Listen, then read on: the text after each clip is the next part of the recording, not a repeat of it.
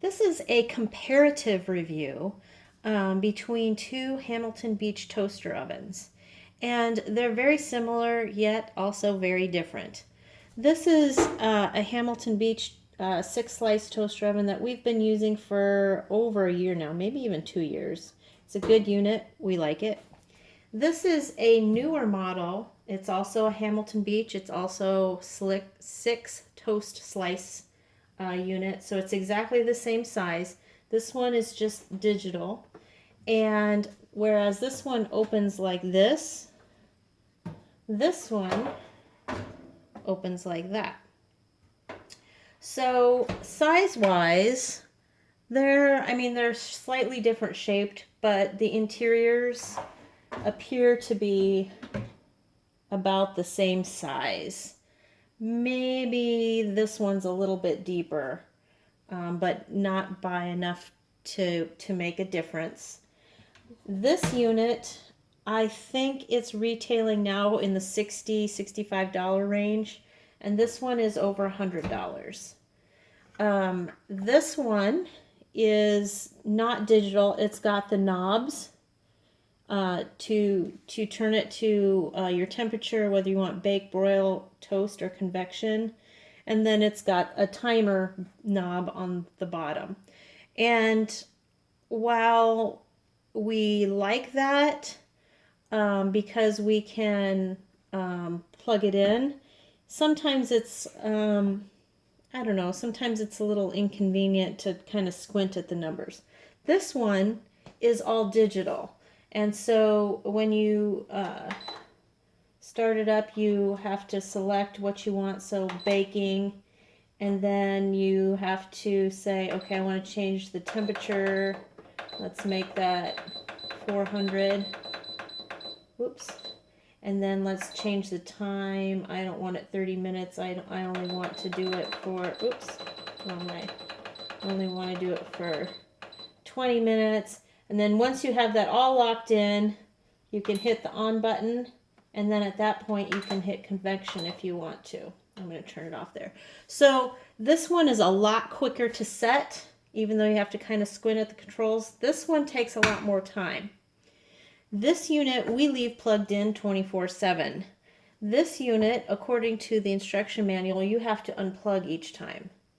Or I shouldn't say you don't have to, but they recommend it. Probably because it's pulling a little bit more electricity because of the display panel being always on.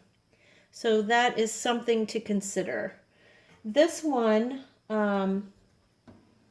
opening as it does like this, you're more likely to get crumbs on the glass, and certainly the glass on mine is all cruddy looking. I need to clean it though, and it's also easier to get burnt on it that way with the glass here.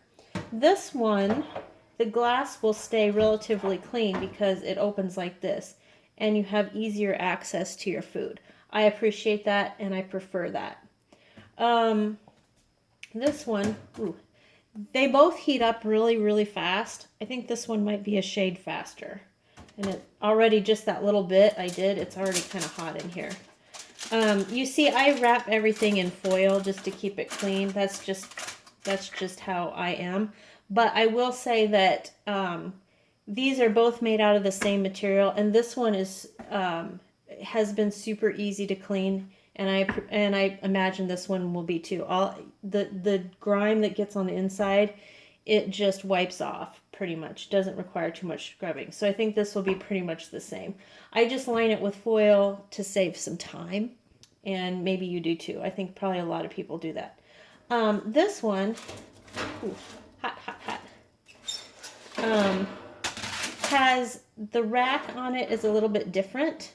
This one has a rack that's just a flat rack. This one has a little catch on it so that you can put your tray above it, or the tray, if it's not wrapped too thickly in foil, as I did. There's a little groove here, and it slides in underneath as well. Both of these also have 2-position racks, so you can either position it up here, or you can position it down low. This one is a little bit easier to do that because this one, I don't know if you can see it, it has a catch on it.